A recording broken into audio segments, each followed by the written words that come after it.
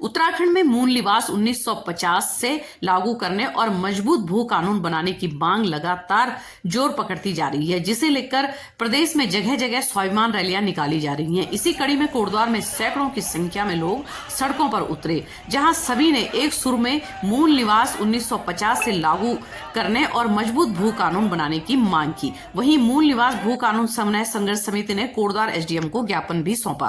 भारत की जन्मस्थली, जिनके नाम पर हमारे देश का नाम भारत पड़ा, उनकी धरती पर मूल निवास स्वाभिमान आंदोलन का शंखनाद हुआ।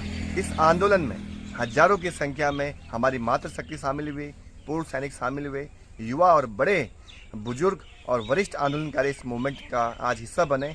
और एक संदेश यहाँ से सभी आंदोलनकारियों ने सरकार को दिया है कि हम अपनी ज़मीन को बचाने के लिए, अपने संसाधनों को बचाने के लिए, अपनी सांस्कृतिक पहचान, अपनी अस्मिता को बचाने के लिए आर पार की लड़ाई का मन बना चुके हैं। सरकार को जल्द से जल्द मूल निवास 1950 और इस हमारे राज्य में सशक्त भू कानून लागू करना ही होगा। अगर सरकार ऐसा नहीं करती है तो आने वाले समय में यह आंदोलन उत्तराखंड राज्य आंदोलन की तरह आगे बढ़ेगा। पूरे प्रदेश भर में हर हिस्से में इस आंदोलन की गूंज होगी। तो सरकार को समझना चाहिए, जनता सड़कों पर उतर आई है, जनता की भावनाओं का सम्मान होना चाहिए, जनता क्या चाहती है सरकार को उस पर गौर करना चाहिए। वर्ष 2000 में देश के 3 नए राज्यों का गठन हुआ, जिसमें उत्तराखंड, झारखंड और छत्तीसगढ़ शामिल थे। इन 3 नए राज्यों में से झारखंड और छत्तीसगढ़ राज्य ने मूल निवास को लेकर प्रेसिडेंशियल नोटिफिकेशन को मान्य मानते हुए 1950 को ही मूल निवास रखा, जबकि उत्तराखंड में बतौर मुख्यमंत्री नित्यानंद स्वामी के नेतृत्व में बनी बीजेपी की अंतरिम सरकार ने मूल निवास के साथ एक स्थायी निवास की व्यवस्था कर दी, जिसके तहत 15 साल पूर्व से उत्तराखंड में रहने वालों के लिए स्थायी निवास की व्यवस्था चल रही है। लेकिन उस वक्त मूल निवास के साथ स्थायी निवास को भी अनिवार्य किया गया था, यानी कि अंतरिम सरकार में मूल निवास को स्थायी निवास के साथ मान्यता दे दी गई और तब से लेकर अब तक यह व्यवस्था उत्तराखंड में चल रही है।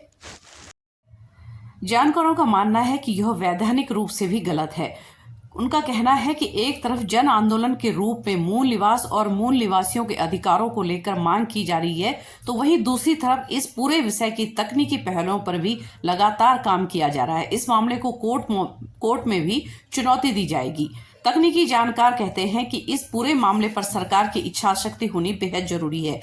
कई मामलों में कोर्ट निर्णय देता है, लेकिन सरकार अपनी सहूलियत के हिसाब से कानून बना देती है या फिर अध्यादेश भी लाती है। राज्य आंदोलनकारियों का कहना है कि जनता जन आंदोलन के माध्यम से अपने भावनाएं बता सकती है और कोर्ट में तकनीकी पहलुओं पर लड़ाई लड़ी जा सकती है। बहरहाल मूल निवास और भू कानून को लेकर उत्तराखंड की जनता एक बार फिर से सड़कों पर है और जनगीतों के जरिए अपनी मांग को सरकार तक पहुंचा रही है।